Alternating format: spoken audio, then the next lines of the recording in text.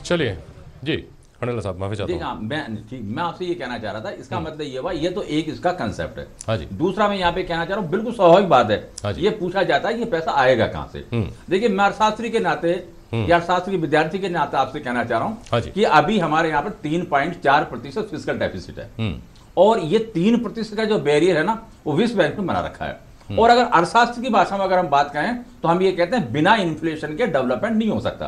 और ये परमिटेबल जो लिमिट है ना, वो करीब करीब है 4.5%। 4.5% होता है तो कोई बात। अब सवाल ये आ रहा है, यहाँ पे हम ये कहना चाह रहे हैं, ये जो कुछ ये है, इसके बाद में अगर मान लो 4.5% या 4.3% भी अगर फिजिकल डेफिसिट हो जाता है, तब भी मैं समझता हूं कि वो जो जनरेशन होगी, जो पैसा आएगा, वो वास्तव में इफेक्टिव डिमांड क्रिएट करेगा। यानी आज की तारीख में सबसे बड़ी समस्या क्या है कि इफेक्टिव डिमांड नहीं है। यानी आपके पास में बनाने के लिए जो सारे के सारे जो प्रोडक्शन यूनिट्स हैं, वो करीब ऑन एन एवरेज 70 या 60% पे उत्पादन कर रहे हैं। अब यहाँ का अगर इकोनॉमिक्स की भाषा में अगर बात करें तो पैसा आएगा गरीब के पास में, 100% पैसा खर्च होगा।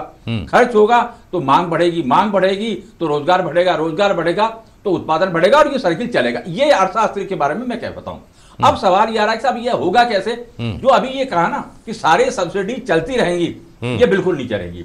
जो इसका एनालिसिस किया गया ना, उसमें ये किया गया कि जो खाद्य सुरक्षा के लिए जो सब्सिडी दी जा रही है, और आपको जो मनरेगा के रूप में जो सब्सिडी दी जा रही है, वो करीब करीब 2.3 लाख करोड़ की बन रही है।